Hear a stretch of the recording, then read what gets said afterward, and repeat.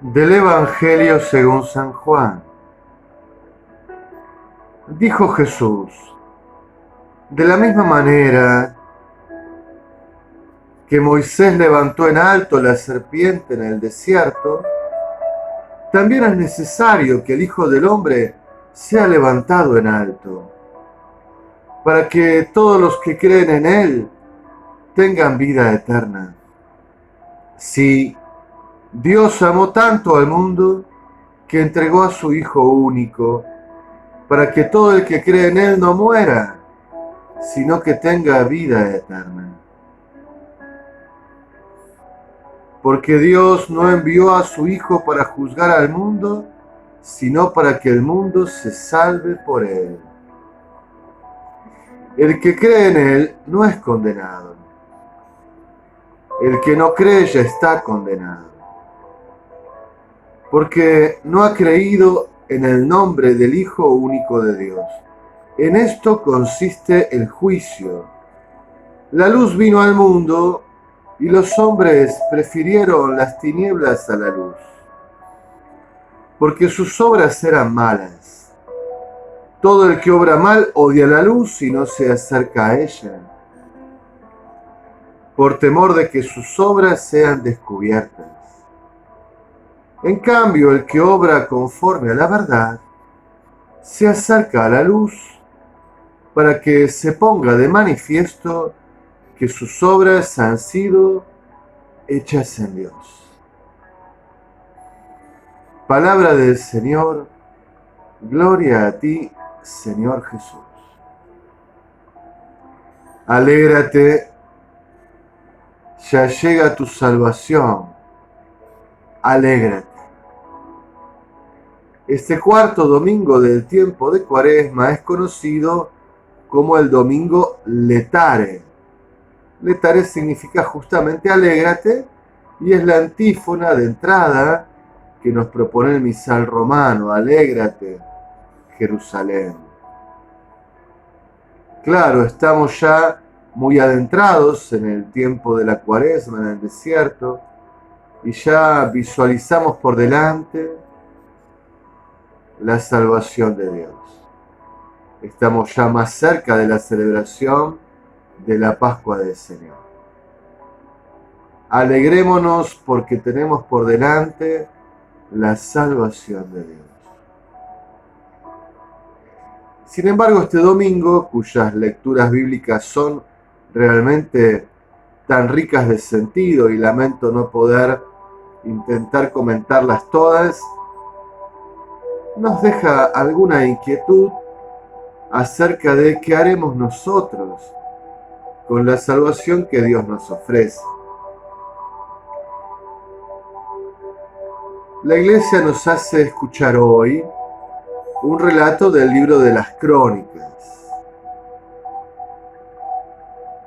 Aquí en este relato se dice: el Señor, Dios de sus padres, le llamó la atención constantemente por medio de sus mensajeros, porque tenía compasión de su pueblo y de su morada. Pero ellos escarnecían a los mensajeros de Dios, despreciaban sus palabras y ponían en ridículo a sus profetas, hasta que la ira del Señor contra su pueblo subió a tal punto que ya no hubo más remedio.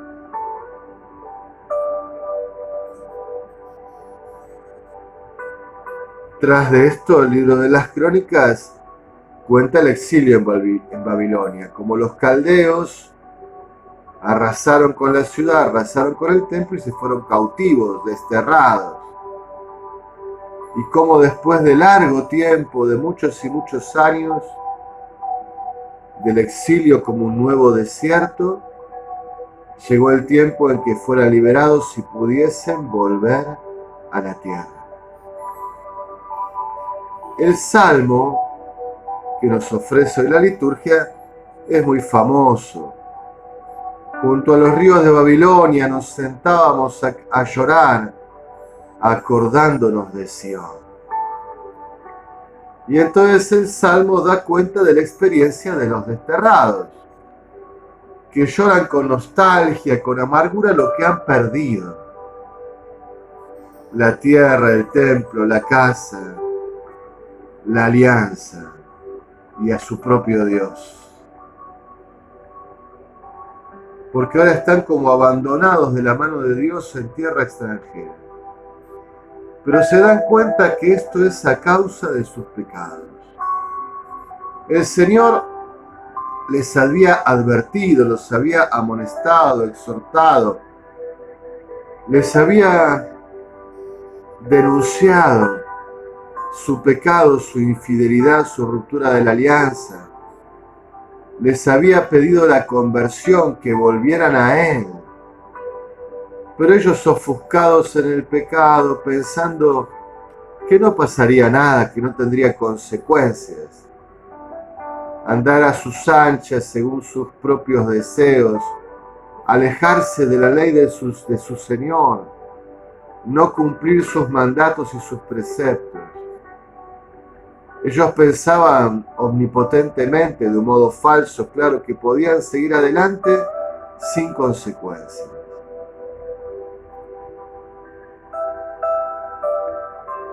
Cubierto el número de sus pecados,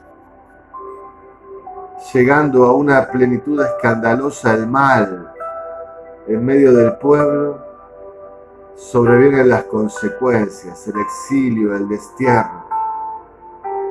Y ahora cantan salmos llorando por lo que han perdido, porque es culpa suya, por no haber escuchado a su Dios, por no haber obedecido, por no haberse dejado corregir, por no querer convertirse y cambiar de vida, por no sostener con fidelidad la alianza, por romperla, por no volver a su Dios. Ahora cantan esperando que este tiempo de sufrimiento, este desierto de Babilonia, sea tiempo de penitencia, sea remedio para ellos, tiempo de soportar las consecuencias de su pecado, esperando que Dios vuelva a rescatarlos, lo cual hará con su misericordia, claro. Pero esta situación que acabo de describir se aplica bien a cada uno de nosotros personalmente y seguramente también a nuestras comunidades cristianas. Tantas veces nos han dicho que volvamos a Dios, que nos convirtamos, que vivamos el Evangelio en serio, que no nos tomemos a broma o superficialmente el camino del discipulado a Jesucristo. Hemos hecho caso omiso de los mensajeros, de los profetas. Y tal vez ahora estamos padeciendo las consecuencias de haber roto la alianza, de habernos alejado de sus normas y de sus preceptos, de haber pensado que no pasaba nada. Si no vivíamos como Dios nos proponía, no pasaba nada, no tenía eso ninguna consecuencia.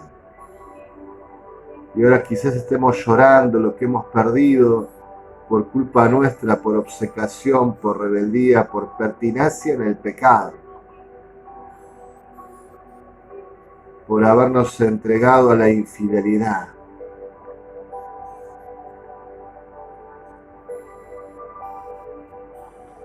Hermanos, hoy a veces vemos la realidad de la iglesia que peregrina. Supongo que nos sucede en gran parte de la iglesia universal. Al menos es las noticias que uno tiene, ¿no? Ha disminuido sensiblemente el número de gente que concurre a la Santa Misa. Le adjudicamos este tema a la pandemia. Las comunidades se van achicando. En muchos lugares hay que abandonar templos y lugares de culto, transformarlos en museos o venderlos para negocios. Va cayendo el número de las vocaciones a la vida consagrada, a la vida religiosa en una tremenda crisis. La ya presente y futura escasez de sacerdotes. Un laicado poco comprometido, poco significativo en la vida civil, pero también en la participación eclesial. Y a veces nos quejamos que es por el clericalismo, pero en el fondo también es por la ausencia, por la falta de compromiso. Son tiempos de apostasía silenciosa. Cada vez somos menos y parece que tuviéramos que decir aquel refrán popular: el último que apague la luz y cierre. Y siempre tenemos alguna excusa, que la pandemia, que la falta de compromiso. Saben, yo en mis 2 décadas de vida sacerdotal, creo que vengo predicando exactamente lo mismo en el fondo. Nuestra forma de seguir a Jesús, nuestro discipulado es light, diet, bajas calorías. No nos tomamos en serio, hace mucho tiempo que no nos tomamos en serio el Evangelio de Jesucristo. Hace mucho tiempo que ya no aspiramos a la santidad de vida y a una espiritualidad testimonial, martirial. Hace mucho tiempo que ya no vivimos para la gloria del cielo, para la eternidad.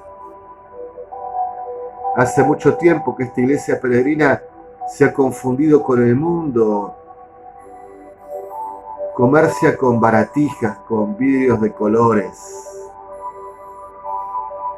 Y entonces que no es para tanto, que no hay que ser fanático, que la santidad no es para todos, es para algunos pocos.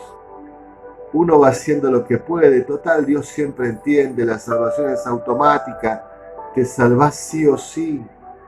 No hay pecado, ya casi nadie se confiesa.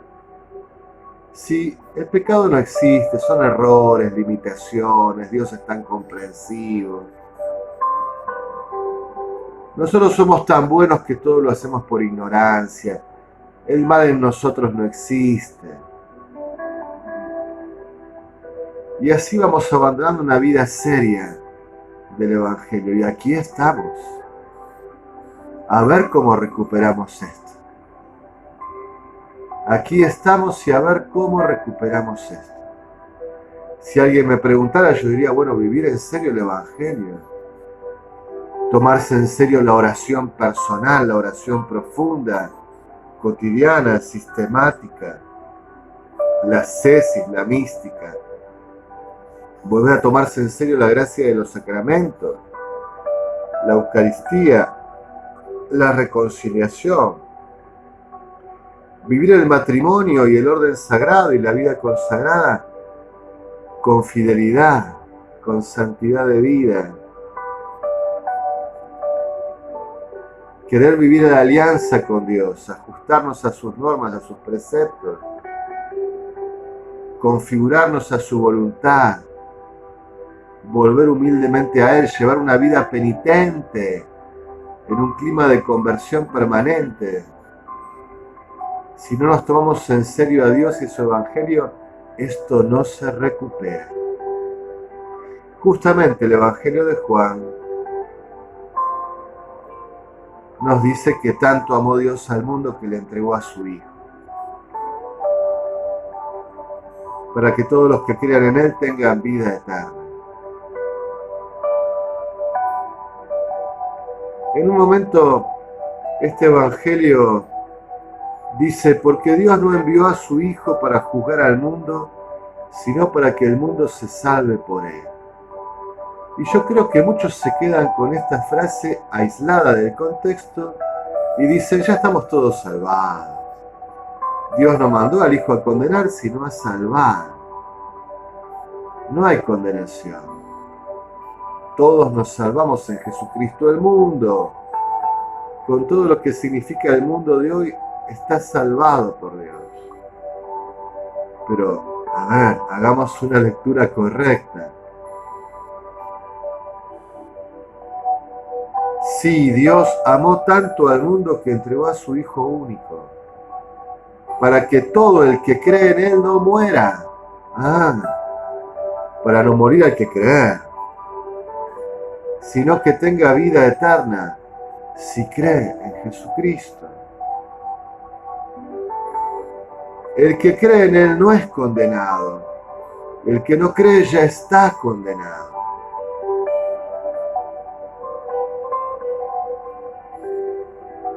Porque no ha creído en el nombre del Hijo único de Dios. En esto consiste el juicio, por lo tanto hay juicio. La luz vino al mundo y los hombres prefirieron las tinieblas a la luz. Claro, porque si no crees, porque si rechazás a Jesucristo, porque si no te pones bajo su luz, permaneces en las tinieblas, en la oscuridad, en la muerte y en la condenación. Porque Dios envió a salvar a su Hijo, pero esta oferta de Dios requiere una respuesta nuestra, creer, abrazarnos a Jesús. Y entonces, como Moisés levantó la serpiente de bronce en el desierto para liberarlos de las mordeduras de las serpientes venenosas, el Padre levanta sobre la historia de los hombres en medio del mundo la cruz de su Hijo. Y el que crea y se abrace a la cruz tendrá salvación y vida. La Pascua está por delante, nuestra salvación. Pero hay que levantar la mirada, creer y abrazarnos a la Pascua del Señor. Y si el lenguaje de la cruz todavía te resulta extraño, si sos rebelde, resistente, si te provoca espanto la cruz, si no la comprendés, si querés escaparte, huir, ponerte lejos de la cruz, no habrá salvación, no la habrá. La salvación es para aquellos que hablan el lenguaje de la cruz, que superan el temor y el espanto y el escándalo y perciben en el sufrimiento de la cruz el amor, la entrega y el gozo y la alegría de la donación de la propia vida para amar. Los que cantan los salmos de la ofrenda, de la entrega, del sacrificio, del holocausto. Los que hablan el lenguaje de la cruz experimentan la salvación de Dios. Mis queridos hermanos, también dice el Evangelio que algunos se ponen fuera de la luz, se quedan en las tinieblas, porque si se acercaran a la luz, serían iluminados y quedarían descubiertas sus verdaderas intenciones. A veces uno dice, bueno, estas personas que no rezan, que no vienen a misa, que no escuchan la palabra de Dios, y bueno, es que no lo conocen. Y puede ser,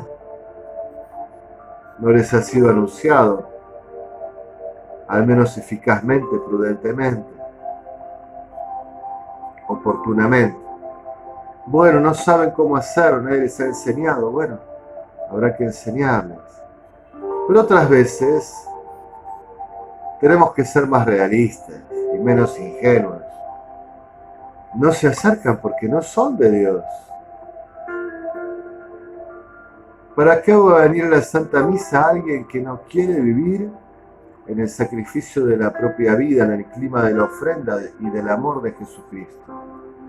¿Para qué va a escuchar la palabra a alguien que no quiere vivir según las normas y los preceptos de Dios, sino que tiene otros códigos de vida? ¿Para qué va a querer acudir a la oración personal quien no quiere ponerse bajo la luz, quien no quiere escuchar una sentencia de Dios acerca de quién es uno y de cómo vive, quien no se quiere dejar corregir ni educar, ni iluminar, ni abrir caminos nuevos, quien quiere permanecer en su forma sin que Dios le diga nada. Quien no quiere convertirse no se acerca, se pone lejos, y está muy bien. Y algunos de quizás parecen cerca, sería mejor que fuesen sinceros, porque en el corazón están lejos. Quizás rezan, pero no escuchan la voz de Dios, ni quieren escucharla. Quizás leen la palabra, pero les entra por un oído y les sale por el otro, y no produce ningún cambio de la vida en ellos. Quizás celebran la Santa Misa, pero no se adhieren al sacrificio y a la propuesta de amor del Señor. Mejor que sean sinceros. La salvación está delante, pero hay que tomarse en serio el Evangelio de la Gracia. Y este tiempo de la Iglesia se recupera con santidad, con fidelidad a la alianza, con una espiritualidad martirial, testimonial, con deseos de ser llevados al cielo, a la gloria eterna. Este tiempo se recupera con una vida penitencial, de conversión permanente. Mirando a los santos, podremos quizás recuperar la vida de la Iglesia en el hoy. Mirando a los santos, en alabanza y gloria de la Santísima Trinidad.